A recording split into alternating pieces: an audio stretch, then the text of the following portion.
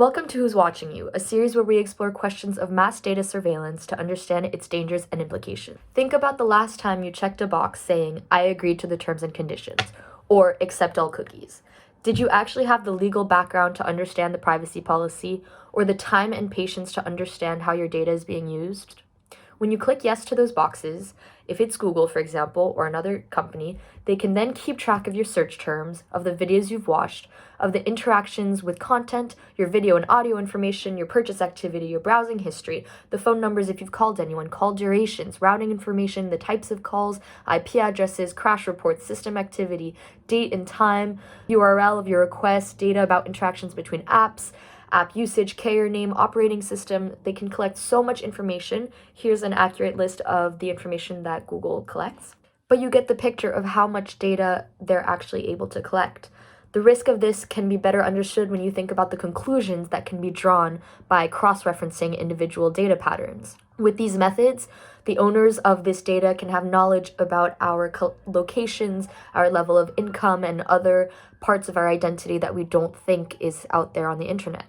Privacy rights are connected to this personal information that can be gathered in the process of using social media.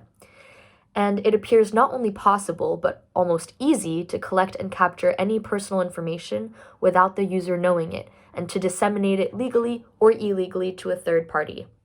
This is a theme that we explore in our later case study on Cambridge Analytica. So maybe you already knew all of this, but in this increasingly digitalized world, you may believe that this collection of data has no impact on you, or you have nothing to hide as long as you're not a criminal.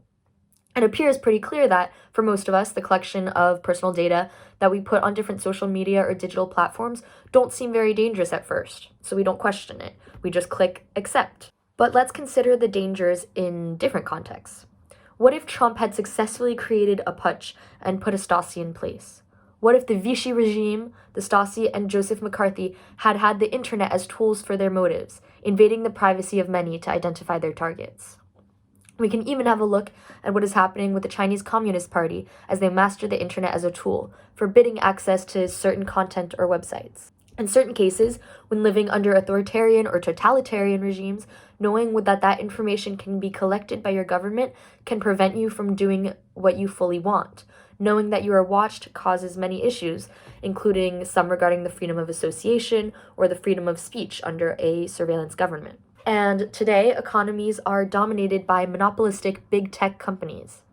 We could also consider what would happen if Mark Zuckerberg or his homologs were monsters, using all these resources and unprecedented accumulated power for a hidden societal control rather than advertising across the world. It's true that some people actually think that's true. What happens today when those big tech companies work with governments in surveilling populations? We effectively get a surveillance government, a surveillance state. You may be able to start to envision the unlimited possibilities and dangers that these uses of technology can bring about, and that we don't consider usually in the day-to-day.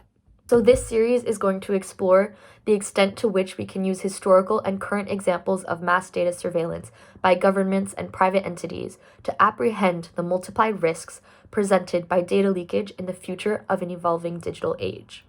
Don't hesitate to like, to subscribe, and turn on your post notifications to be notified for our future videos, which will study different case studies of the uses of behavioral data and surveillance, historical examples of World War II in China, of Cambridge Analytica, and also an analysis on the risks of big tech in data surveillance. We've also interviewed students to demonstrate the general state of knowledge about these subjects and to fact-check general misconceptions. We looked at the historical examples again, and we considered the extended possibilities of this surveillance in today's world.